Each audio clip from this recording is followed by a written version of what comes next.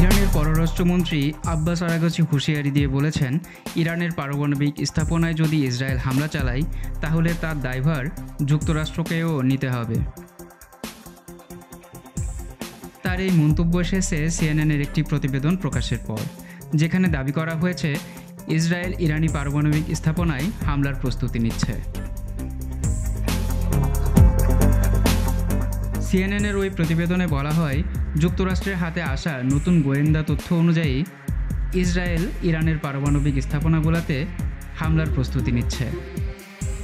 এমনটাই জানিয়েছেন বিষয়টি সম্পর্কে অবগত একাধিক মার্কিন কর্মকর্তা।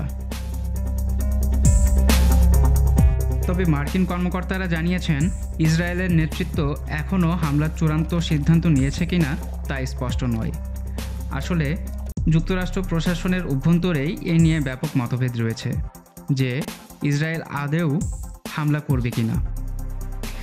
এই সিদ্ধান্ত ইসরায়েলের দৃষ্টিতে যুক্তরাষ্ট্র ও তেহরানের চলমান আলোচনার ফলাফল কী হয় তার উপর অনেকটা নির্ভর করছে। কেবল ইসরায়েলি নেতাদের প্রকাশ্য ও গোপন হুমকিই নয়, ইসরায়েলি গোপন যোগাযোগ ব্যবস্থায় আড়িপাতা খবর ও তাদের সামরিক তৎপরতার একটি সম্ভাব্য হামলার ইঙ্গিত দিচ্ছে বলে জানিয়েছেন মার্কিন গোয়েন্দা সূত্র।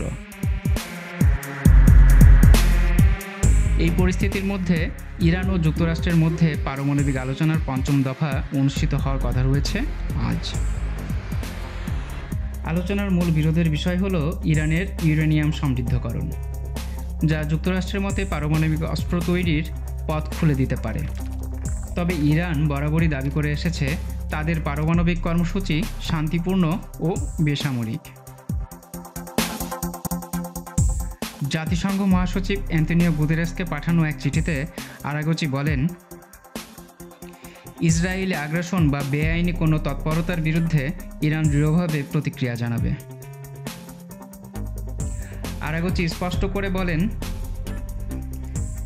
যুক্তরাষ্ট্র ইসরায়েলের হামলায় অংশীদার হিসেবে বিবেচিত হবে, কারণ ইসরায়েলের প্রধান মিত্র হিসেবে ওয়াশিংটনের ভূমিকা গুরুত্বপূর্ণ।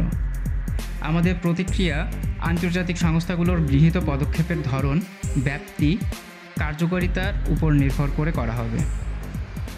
মোহাইমিনুল ইসলাম, ফিনান্সিয়াল পোস্ট।